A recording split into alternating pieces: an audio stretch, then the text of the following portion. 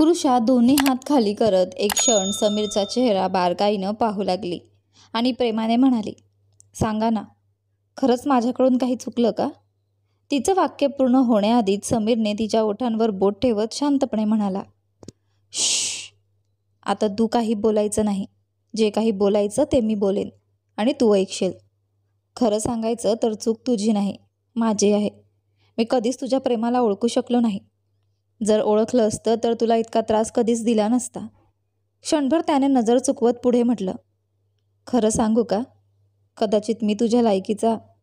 यावेळी कृषानेही त्याच्या ओठांवर बोट ठेवलं आणि त्याच्या डोळ्यात बघत शांतपणे म्हणाली, आणि जर हीच गोष्ट मी सांगितली तर, की मीच तुमच्या लायकीचे नाही?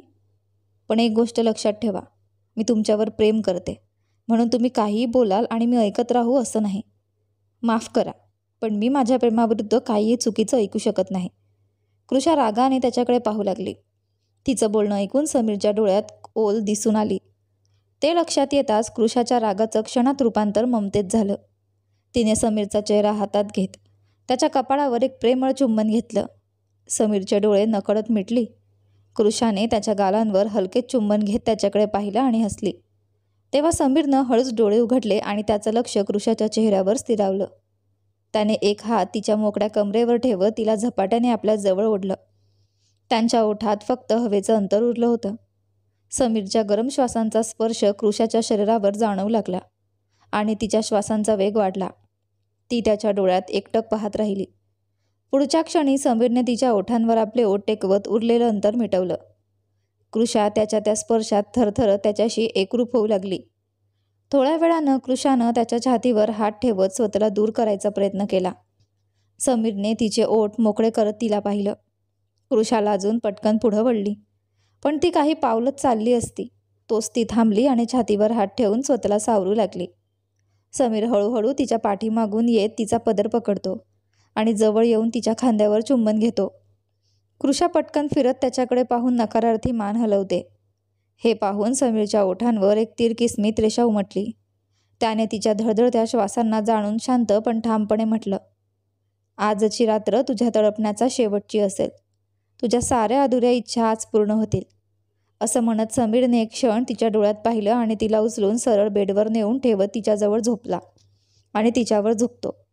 कृषा त्याच्या डोळ्यात खोलवर पाहत राहिली. समीरही तिला गार श्वासांनी निरखत राहिला. तेवढ्यात त्याने तिच्या बोटांमध्ये आपले बोट गुंफले आणि पुढच्या क्षणी तिच्या मानेवर चुंबन घेतलं. कृषा त्याच्या स्पर्शात विरघळू लागली आणि समीर तिला सतत चुंबत राहिला.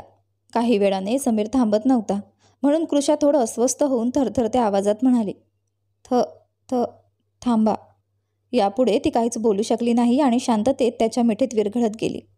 तिचे दोन्ही हात समीरच्या हातातून सुटत त्याच्या पाठीवर घट्ट बिलकले. तेवढ्यात रूममधली लाईट बंद झाली आणि कृषा समीरच्या मिठीत सामावून गेली.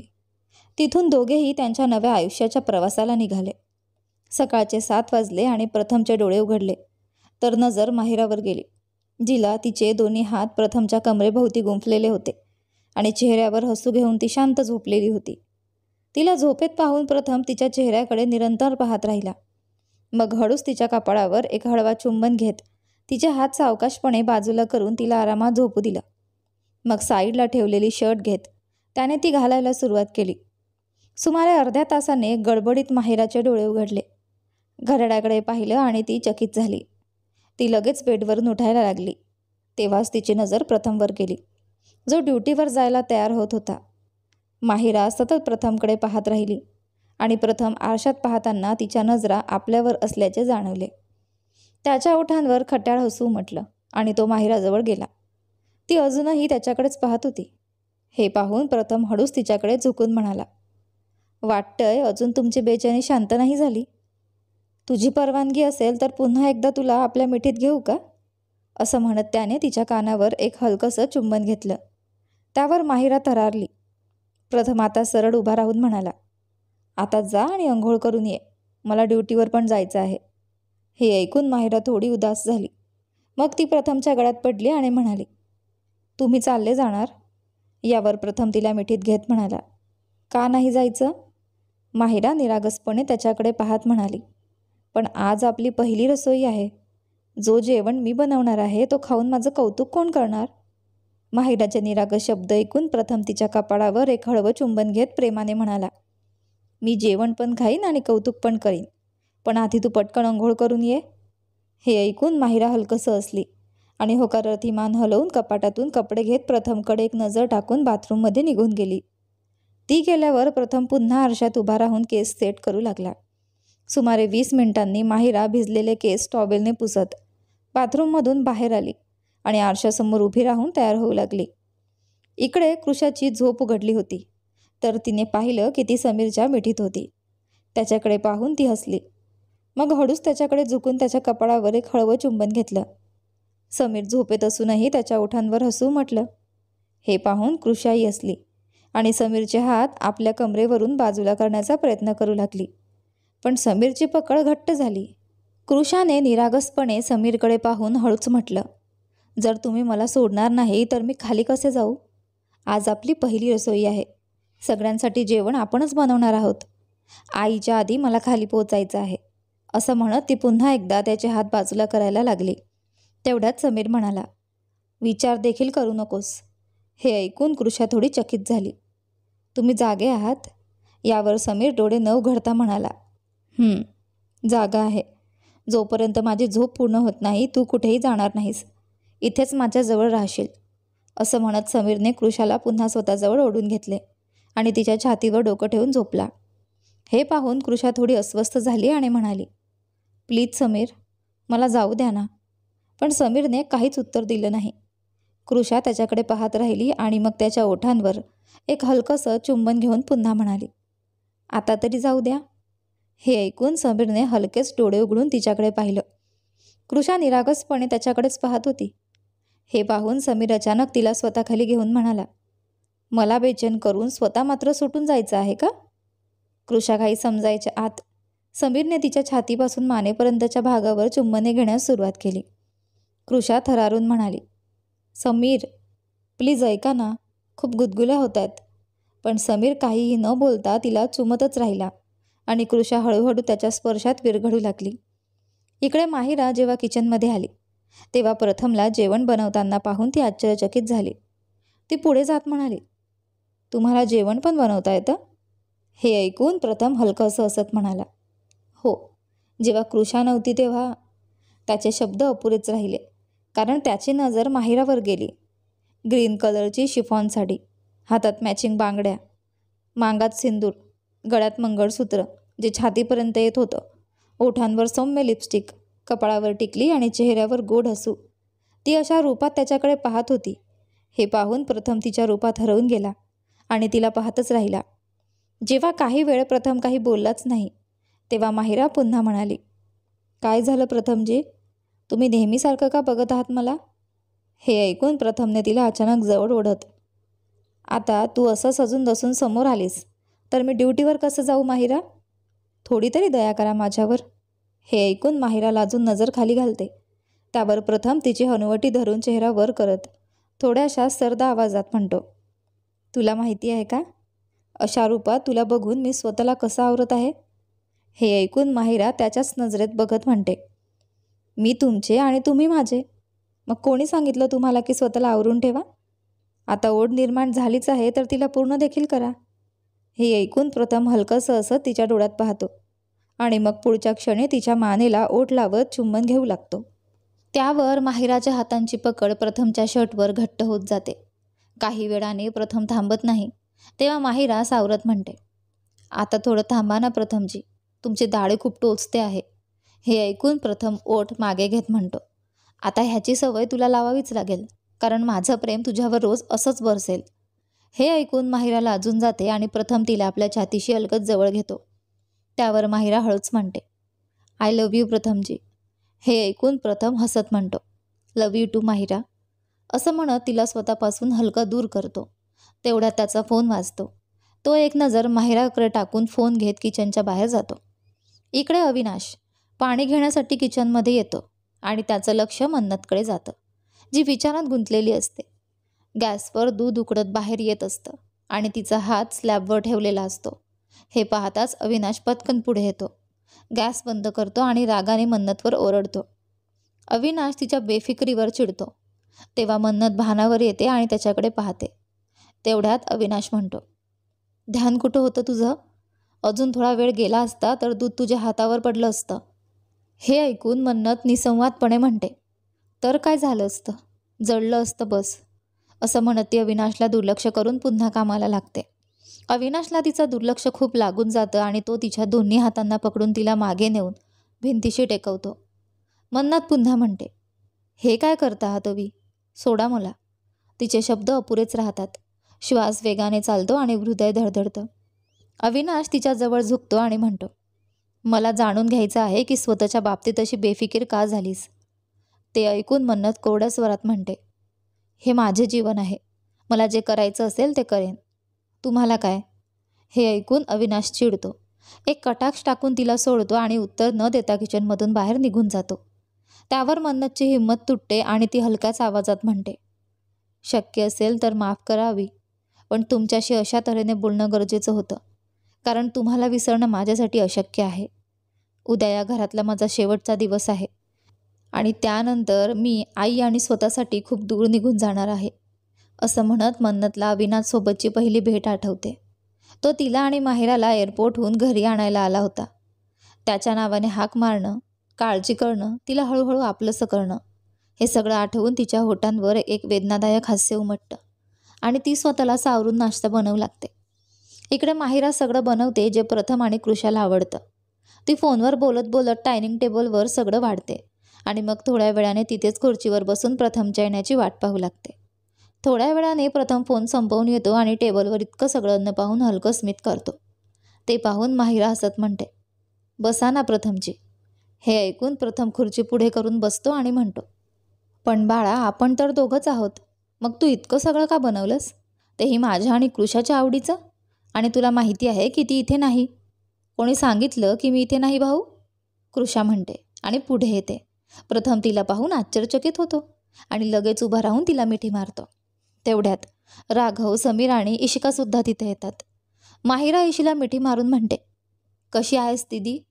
इशी कृषापासून अलग होऊन म्हणते, छान आहे. तू कशी आहेस? माहिरा हसत म्हणते, मी अगदी ठीक आहे. तेवढ्यात प्रथम कृषाला स्वतःपासून वेगळे करत खुश होत म्हणाला, तू इथे कशी आलीस? यावर राघव त्याच्याकडे कटाक्ष टाकत म्हणतो, कशी काय? आपल्या पायांनी आली आहे. असं म्हणत राघव हलकं हसला आणि मग प्रथमच्या मिठीत गेला. यावर प्रथम त्याला मिठी मारत म्हणतो, थँक्यू यार, माझ्या कृषाला इथे आणल्याबद्दल. हे ऐकून राघव त्याच्यापासून वेगळा होत म्हणाला, सॉरी, पण मी तुझ्या या थँक्यूचा हक्कदार नाही. तुला इथे बोलावण्याचं काम तर तुझी बायको म्हणजेच माझी लाडकी सालीसाहेबा हिनेच केलं आहे. यावर माहिरा राघवला म्हणते, पण जीजू, तुम्ही तर म्हणाला होता की येणार नाही. मग कसं?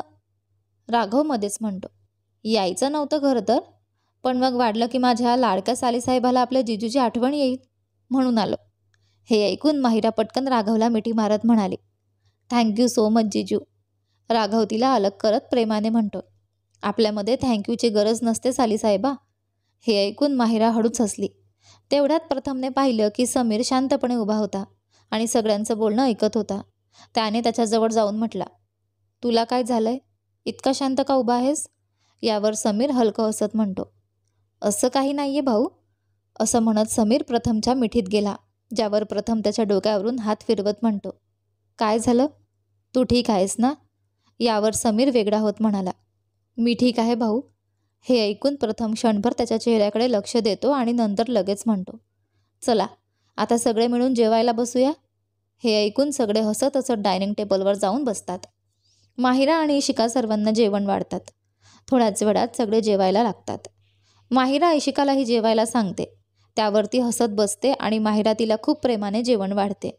शेवटी ती एक ग्लास पाणी भरून इशिकासमोर ठेवते आणि मग स्वतः बाजूला उभी राहून सगळ्यांकडे बघायला लागते. जेव्हा काही वेळ झाला आणि कोणी जेवणाबद्दल काही बोललं नाही, तेव्हा माहिरा हळूच म्हणाली, जेवण कसं वाटलं? असं म्हणत ती सगळ्यांकडे आशेने बघायला लागली. तेवढ्यात प्रथम मुद्दाम तोंड वाकडं करत म्हणाला, हे काय आहे माहिरा? कुठे मीठ जास्त आहे, कुठे तिखट? असं म्हणत प्रथम एक नजर सगळ्यांवर टाकत हलकं असतो आणि काही इशारा करतो. त्यावर सगळे त्याचं ऐकून होकार देतात. तेव्हा राघवही म्हणतो, हो, काही खास नाही आहे. हे ऐकून माहिराच्या चेहऱ्यावरचे हास्य उतरते. ते पाहून ईशीला बरं वाटत नाही. ती सगळ्यांना म्हणते, लाज नाही वाटत का तुम्हा सगळ्यांना? का आमच्या बहिणीला त्रास देता? माहिरा, जेवण खूपच टेस्टी झालंय. हे सगळे फक्त तुला चिडवण्यासाठी बोलत होते. यावर समीर ईशीच्या बोलण्याला दुजोरा देत म्हणतो, वहिनी अगदी बरोबर बोलत आहेत माहिराजी. जेवण खरंच खूपच टेस्टी झालंय. हे ऐकून माहिरा क्षणभर समीरकडे निराश नजरेनं पाहत म्हणाली, तुम्ही खरंच बोलत आहात ना? त्यावर समीर हलक्याशा मान हलवून होकार देतो आणि माहिराच्या चेहऱ्यावर हसू उमटतं. तेवढ्यात कृषा प्रथमकडे पाहून म्हणाली, भाऊ, आम्ही तुम्हाला सांगितलं होतं ना की आमच्या बहिणीला त्रास देऊ नको, तरीसुद्धा तुम्ही त्यांना दुखावलं. त्यांनी तुमच्या आनंदासाठी आम्हा सगळ्यांना इथे बोलावलं आणि तुम्ही त्यांचंच मन दुखावलं. हे ऐकून प्रथम एक नजर कृषाकडे टाकतो आणि मग माहिराकडे बघतो.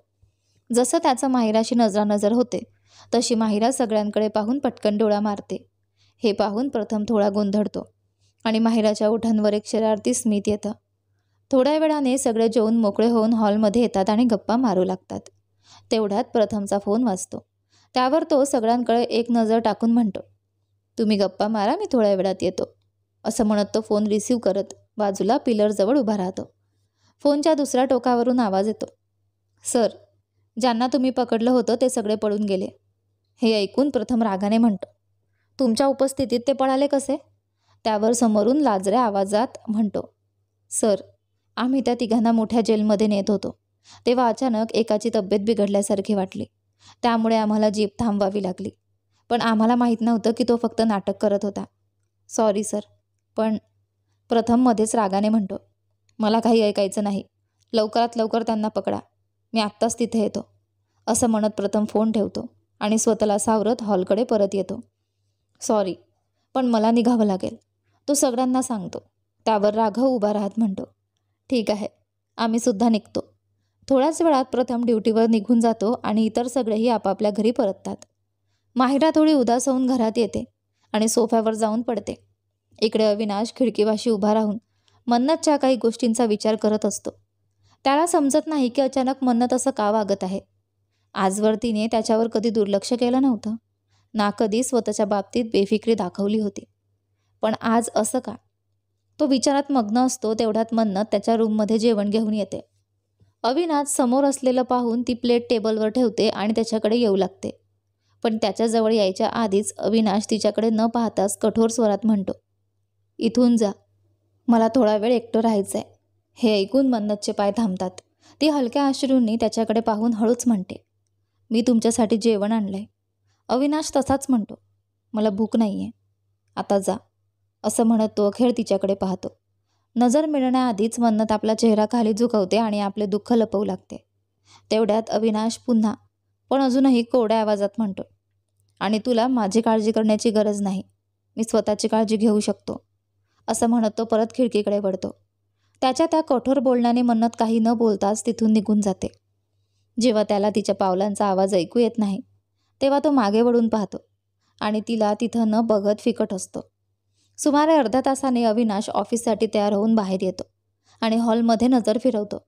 पण मन्नत कुठेच दिसत नाही. त्यामुळे तो दरवाजाकडे निघतो. इकडे मन्नत आपल्या खोलीत अविनाशचा फोटो हातात घेऊन त्याच्याशी बोलत असते.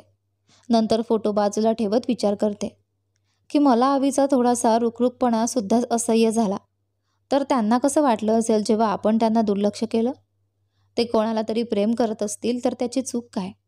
कारण काही असो, पण मला असं वागायला नको होतं. त्यांना आपली काळजी आहे म्हणूनच ते माझ्यावर रागावले. जर खरंच दूध माझ्या हातावर सांडलं असतं तर मी भाजले असते. नाही, मी बरोबर वागले नाही. मला त्यांच्यावर दुर्लक्ष करायला नको होतं.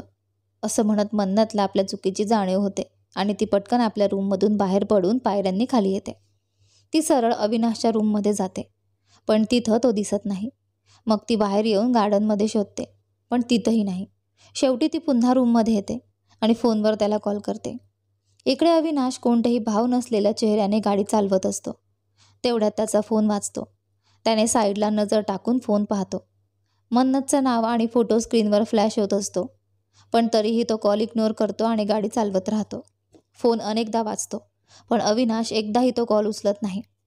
इकडे मन्नत निराश होऊन फोन खाली ठेवते आणि निरागसपणे म्हणते, वाटतं रागावलेत. असं म्हणत ती फोनकडे बघत असते. तेवढ्यात पुन्हा फोन वाजतो. ते पाहून ती खुश होते आणि पटकन फोन उचलते.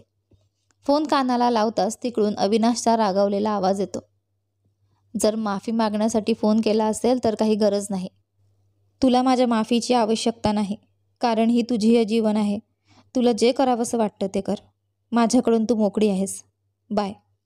अविनाश तिचं काहीही न ऐकता फोन ठेवतो. तर दुसऱ्या बाजूला त्याच्या या शब्दांनी मन्नतच्या डोळ्यात अश्रू येतात आणि ती फोनकडे पाहत हळूच म्हणते, मला बोलण्याची संधीसुद्धा नाही दिली. इतकीही काय नाराजी? असं म्हणत मन्नत स्वतःला सावरते आणि आपल्या रूममध्ये निघून जाते. सायंकाळी इथे कृषा आणि इशी डायनिंग टेबलवर बसून समीर आणि राघवच्या येण्याची आतुरतेने वाट पाहत होत्या. तेव्हा इशिका कृषाला म्हणाली, कृषा, तू जा आणि झोप. जेव्हा दीरजी येतील तेव्हा मी तुला उठवेन. यावर कृषा हसत म्हणाली, नाही वहिनी, आम्ही ठीक आहोत. एकदा दोघे आले की आपण सगळे एकत्र जेवूया. त्यावर इशी काही न बोलता त्यांच्या येण्याची वाट पाहत बसून राहते. ऑफिसमध्ये, भाऊ, तुम्ही त्याला नीट समजावत का नाही? तो पुन्हा पुन्हा ऑफर देतोय, पण आपल्याला त्याच्या कंपनीसोबत कामच करायचं नाही आहे, असं समीर फोनवर बोलून राघवकडे चिडून म्हणतो. त्यावर राघव उभा राहत म्हणतो, आता काही समजावण्याचा वेळ नाही माझ्याकडे. तिकडे आपल्या बायका उपाशी आपली वाट बघत असतील. आपण उद्या सकाळी यावर बोलू. चल आता, असं म्हणत राघव कॅबिनमधून बाहेर निघून जातो आणि समीरही स्वतःचा रागावरून निघतो. इकडे शिखाजी डायनिंग टेबलवर जेवत बसल्या होत्या आणि मन्नत त्यांच्या बाजूला उभी होती. पण तिचं लक्ष वारंवार दरवाजाकडे जात होतं. रात्रीचे 10 वाजले होते, पण अजूनही अविनाश घरी आलेला नव्हता. मन्नत चिंतेतून वारंवार दरवाजाकडे पाहत होती. तिच्या चेहऱ्यावरून तिची काळजी करणं स्पष्ट दिसत होतं. शिखाजीने तिला पाहून हसत म्हटलं, चिंतित होऊ नको मन्नू, तो येईल. लग्नाचं काम खूप असेल ऑफिसमध्ये, त्यामुळे उशीर होत असेल. त्यावर मन्नत म्हणाली, आई, अविने सकाळीही काही खाल्लं नव्हतं आणि तो काही घेऊनही गेला नव्हता. माहीत नाही ऑफिसमध्ये काही खाल्लं असेल की नाही. हे ऐकून शिखाजीने तिच्या चेहऱ्याकडे पाहत गंभीरपणे विचारलं, जर तो सकाळी खाऊन गेला नाही तर काहीतरी असं झालं असेल ना जे त्याला आवडलं नाही? त्यावर मन्नतने मान खाली घातली. शिखाजी हसत म्हणाल्या, बघ, आपलं म्हणणं बरोबर निघालं ना? सांग, काय केलंस तू जे त्याला आवडलं नाही? मन्नत शिखाजीला सकाळची सगळी गोष्ट सांगते आणि हेही सांगते की तिने माफी मागण्यासाठी कॉलही केला, पण त्याने एकही कॉल उचलला नाही. हे सगळं ऐकून शिखाजी हसत म्हणाल्या, तू काळजी करू नकोस. तो फार वेळ कुणावर रागावत नाही आणि तुझ्यावर तर अजिबात नाही. एक काम कर, इथेच बस आणि जेवण त्याला छान खाऊ घाल. जर नाही मानला तर मला सांग, मी त्याचा कान पिरगाळीन. असं म्हणत त्यांनी नकली राग दाखवला. त्यावर मन्नत हसत म्हणाली, ठीक आहे आई, मी असंच करेन. तुम्ही आता जा आणि आराम करा. शिखाजी प्रेमाने तिच्या डोक्यावरून हात फिरवत त्यांच्या रूमकडे निघून जातात. पुढे काय होते ते पहा आपल्या कथेच्या पुढच्या भागामध्ये. पण तुम्हाला ही कथा कशी वाटते आहे कमेंट करून नक्की सांगा. आवडत असेल तर व्हिडिओला लाईक करा, शेअर करा, चॅनलवर नवीन असाल तर सबस्क्राईब करा. धन्यवाद.